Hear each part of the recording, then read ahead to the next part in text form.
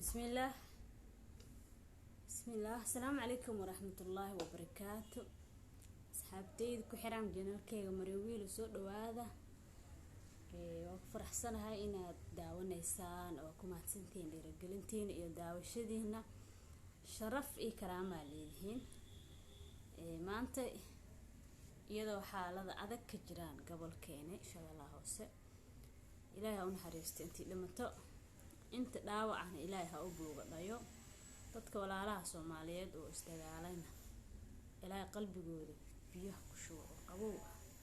wacadna isku mariyo insha Allah maanta waxa idin ku soo fariistay inaan maxaa la yiraahdaa idin la wadaago barnaamij ama waxaan arkay aniga kaamay ahaan waxaan arkay inaan la wadaago oo sir ah oo aan ogeynba in maxaa la sheego حمر laga sameyn karo ama laga heli karo meesha aad ka heleysaan waa idin haya run ahaantii marka sidaas darteed waxaan rabaa inaan idin sheego maanta waxaan ahay sir umada dhan reer xamar dadka xamar joogo oo ma dadka gobolada Soomaaliya joogo ay ka maqnayd arintaas maxaa waaye arintaas waxa waaye waxa jiro alaab lagu yareeyo caloosha alaab lagu yareeyo jirka waa laba shay midna waa isticmaalaysaa wuxuu ka yareynaa meel walba baruura jirka ama garabka ahaado ama qoorta ahaado ama faruurta ahaado ama isha ahaado ama dhafoorada meesha ahaado uu ka yareynaa baruurta meel walba wuxuu washiil meelaha washiila kan kale waxa waaye isagana dadka aloosha ma aragta bas dib u qabo aloosh kaliya uu isagana waxa lahaye faadkeeda uu yareena ma fahamteen run ahaantii daawadaas wax kale ma ahan waa idin haya horteedii taalaawaatina inaan tuso aan rabaa laakiin goorma idin tusaa mataqaana idin tusaa markii aan aan faahfaahiyo wax qabadkeeda aniga isticmaalay waxaan isticmaalayaa 2 week waxaan balan qaaday hadii aniga aan wax ku dareemo inaan dadka la wadaagayo hadii aniga wax ku dareemin dadkana ma wada wadaagayo ma fahamteen balantayda aniga saas ahayd marka soo gadanayo farmashiya ka soo gatay dhakhtarka waxaan ku dhahay doctor hadii aniga aan wax ku dareemo asxaabteedna waa la wadaagaa laakiin hadaa aniga aan waxba ku dareemin oo maxaa la yiraahdaa in noqoto si oo ii sheego sida caadiga ah walba aniga ahaa waxba ku dareemi waayo ima haysatid anigana qofna lama wadaagayo meesheedii yaalay ma fahamteen raali hada marka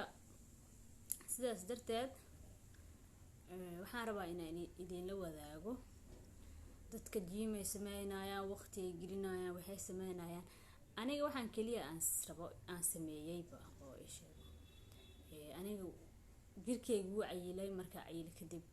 maxaa la sheegay alool ay soo baxday wixii dhan marka kadib 60 iyo waxaan gaaray iyo 6 kiilo hadda 6 kiilo ma faaskisi ma fahamteen waxaan isticmaalay iyo waxaan aan sameeyanba intaba waxaan rabaa inaan idin la wadaago kaniiniga waa waxaan isticmaalay kaniiniga waa kana sawirkiisana waa idin soo saaraa qaybta hore screenshot waa ka qaadan kartaan kaniiniga waa kana mujeedin saas uu eegay waa kaas magaciisa saalaha wada fiirsanaysi fiican u fiirso meeshaan mujeeda wuxuu 0 ama eber ka yahay wax la yiraahdo chemical dham ku jiro 0 ma jeeda chemical dham ku jiro waxa ku jirto isaga waxa ku jirto xabo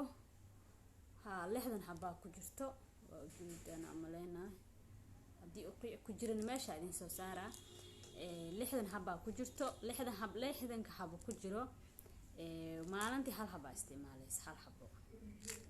ama habeenkii hal xabo labada waqti waa isticmaali kartaa adoo cunto cunayna iska isticmaal laakiin marka kaniini kani hadda midka aloosh kaliya yareena waa kan jirka ma ahan kan aloosh kaliya yareena faatka waxa la belly fat inta qoran tahay max stress faanteen kani waa belly fat aloosh biso yareena mid kala jiro isagana oo wuxuu yaalaa meesha farmashiya markaa tagtid helaysid isagana wax waaye wuxuu yareena jirka meel walba baruur leh aloosha ahaato garbaha ahaadaan maxaa jarada wax walba ma fahamtay isagana uu yareena marka saas waaye kaniiniga waaye waxaan isticmaalay wax kiimika ah adiga shaki ama hadhow ama dib ku geysanaya kuma jiro farmashiyaha oo kaniiniga aan kasoo gato waxa la Vita General Clinic lahaa waxay ku taalaa ilaa been igrab waxay kasoo horjeedaa hotel Wardheere maaragtay hotel Wardheere dadka xamar joog si fiican ay u kasayaan Wardheere hotel ama Makka al-Mukarrama marka joogtid wax yar hore u soo soconaysa gacantaada bidix ee ku taalaa ama hotel Kuwait qofka kasaayo jidka ku yaala isagana qaybta dhinaca Kuwait ay ku taalaa marka soo socotid wax yar aad soo socotid meel oo gate hoostiisa shaah lagu gala meesha loo wax ku gado